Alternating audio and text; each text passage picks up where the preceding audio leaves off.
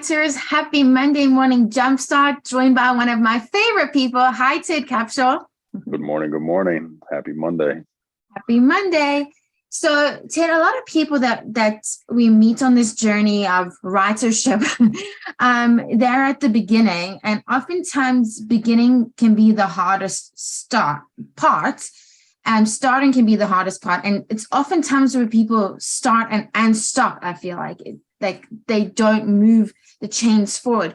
So we talk about advice often about taking action, but when somebody really is at the beginning, what is the best tips to keep that chain moving, to keep the action happening, and to keep the momentum, I would say, as they're starting out something new? Yeah, you and I were chatting about that law of inertia, which is not something I've really used before or explored, but what you stated again for me? It's the idea that if objects that stay in motion tend to stay in motion, objects that tend to rest will stay at rest. Yeah, and I like that. It's an interesting one, this idea of, because there's two that seem kind of hypocritical to each other, but they're not. And I think you have to be conscious of it. I do think you have to be in motion, right, when you're starting off, but you have to be thoughtful about the motion. And so, the flip side of that is sometimes people jump in with 2 feet and they're doing so much that if they really evaluated all that they're doing, 60-70% of it's not even being effective. But they could even wear it as a badge of honor, like, hey, I'm working 10 hours a day and I'm doing everything as a new entrepreneur, as a new writer, that I'm doing all this stuff. But they haven't slowed down to say, what is effective?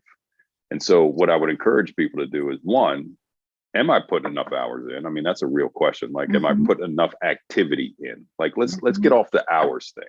Yes. Right. So I would say, let's get off the time thing as much as, is my activity driving me towards my outcomes? Am I spending the ample time to do these things and getting us there? Or am I just plowing through? Right. Because the flip side of this is I'm just not doing much. Right. Which is that, as you stated, that law of inertia, things that stay in rest, that stay in the center rest. And we've talked about this in past MMJs last year.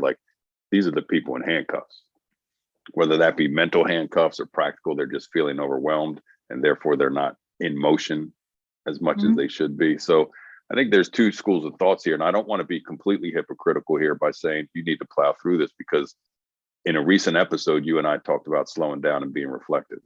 Yes, I was thinking about too. Yeah, the balance of rest and action. Yeah. So we have to be thoughtful about that with this topic today. And so I would say the main point that I'd want to drive home today is, one, slow down and evaluate your activity, not time, but slow down and evaluate your activity in a day. And is it driving towards, assuming that you've done the work around setting outcomes and goals, and something that we recently talked about, and evaluate your activity. And is it getting you towards that?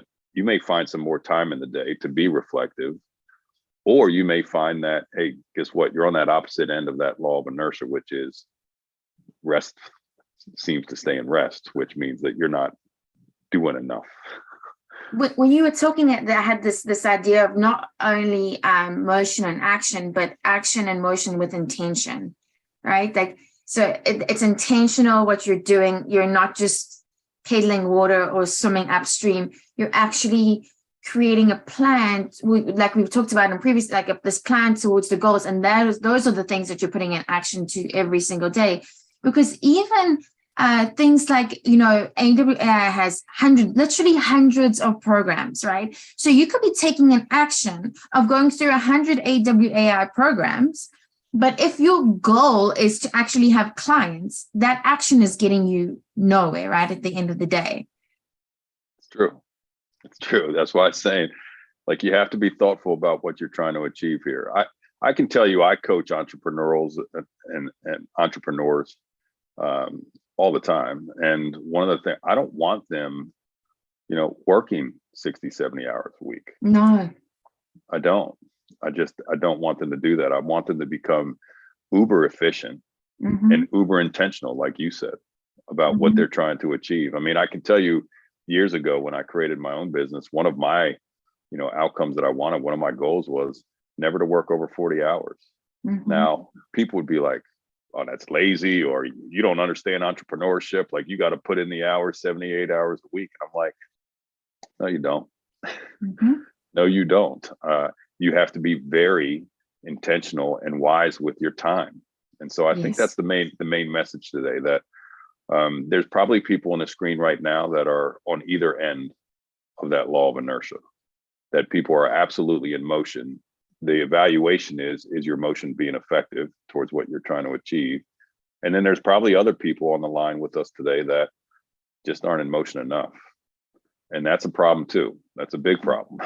So now you got to peel back and say, well, what are the couple things that I'm going to put in motion very consistently that'll get me towards where I want to go? I feel like both of those scenarios that you described are safe zones, right? That's my safe zone. Like, I'm happy and safe here taking classes, or I'm happy and safe here just watching and not moving and seeing from the outside, right? So I think a bit of this is getting into something that's a little bit uncomfortable, which none of us like, right? None of us like it. But growth and for action to actually happen, I gotta take it to you. It's gonna get a little bit. I like the safe zone part that you mentioned, because I do think this comes down to mental. And in some cases, ego, quite frankly. I'm doing so much that I feel like I'm achieving. You know, as they say, never confuse activity with achievement. Yes. You know, and so we have to be thoughtful about this. And I like that idea of safe zone. Sometimes mentally, you're thinking you're doing a bunch and you're driving towards outcomes, and you're not. And then other times, mentally, you're scared.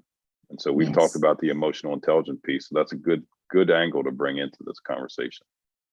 So how would you implore somebody to evaluate this with, I don't know if bias is the right word, but, you know, like, through what lens should they evaluate their action, at least? Or is there a way to frame that up for them? Well, if they're going to take it seriously, they'll put a piece of paper down on their desk, and they'll literally write down what they've got done in the day for like the next 2 or 3 days. Right. And next to what they wrote down, you know, what was the outcome of it? Like, what's it driving towards? So if you want to do this the right way, you're really going to have to, it's just like, you know, you're going to get healthy, you got to write down what you eat and all the rest of it, just to see where you are. It's like, you know, you need a starting point. And so do it the right way. Really pay attention to what you're doing. Jot down some notes about how you spent your time. Hey, I did X for, 40 minutes. And then ask yourself, what did it get me? If you're like, well, it didn't get me much, maybe you need to pivot. Yeah. And even maybe next to that, if you go back and listen to some of our previous episodes about goals, you'd also be able to mark up, like, did this contribute to my goal? Yeah. Or not, right? And like you said, outcome goal. But I think I like that, an honest evaluation of your day and how you're spending your time and how it's contributing, or whether it is or not, towards your goal or your desired outcome, and then pivoting from that point. So is that what we're feeling for homework? Yeah, I like it. I like it.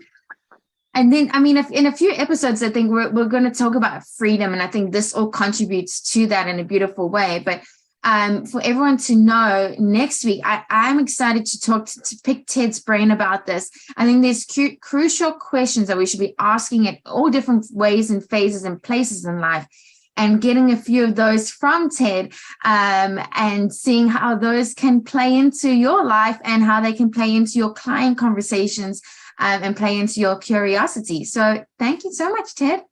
Good deal. See you. See you on then.